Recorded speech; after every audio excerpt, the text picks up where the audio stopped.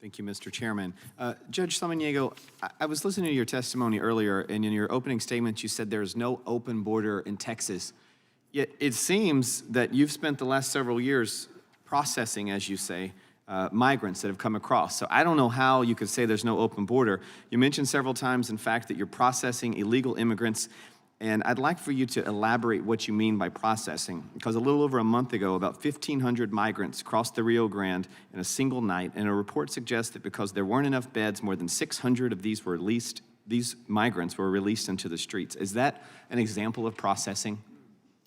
No, the example of processing is that the Border Patrol lets us know about those that have been sponsored. They vet them at that point, and this is where we work really closely with them. So you're saying if they have a sponsor, they're allowed into the country? No. That's the requirement? No, that facilitates the fact that they're allowed into our country, and then when they're processed, they become legal.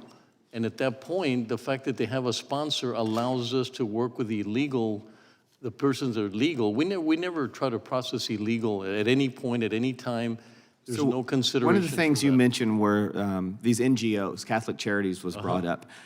Are you aware if taxpayer dollars are being spent on those? You talked about bus tickets and shelter. I've been to the border personally and seen Catholic Charities put migrants in hotels and send them to the airport and purchase flights. Where's that money coming from? Well, most of it is in El Paso. Most of them are donations from the public. You know, they get donations. We have an Annunciation House. So you don't believe there's any taxpayer dollars being spent on that? Well, let me give you an example. One of the leading individuals that houses and shelters them and moves them forward is Annunciation House, and they will not take 1 cent from federal money. They do not want federal money because they just feel like they'd be trapped into that.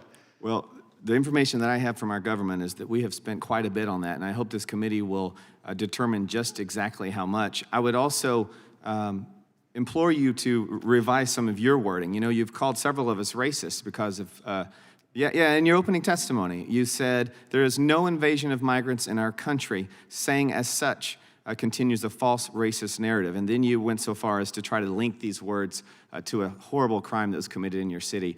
I would advise you to watch your words and be careful when you're talking about people like Mr. Dunn, who are voicing a very serious issue. Absolutely. Migrants are absolutely invading this country. I applaud this bill. I'm very disappointed in the testimony I heard from my colleague in Maryland citing the Catholic bishops. I believe the Catholic bishops have endorsed this Catholic Charities ruse to encourage more migration. They have encouraged and facilitated child trafficking and a lot of the violence that we've seen. Our border is absolutely open, and I'll yield the balance of my time to Mr. Roy from Texas. Okay.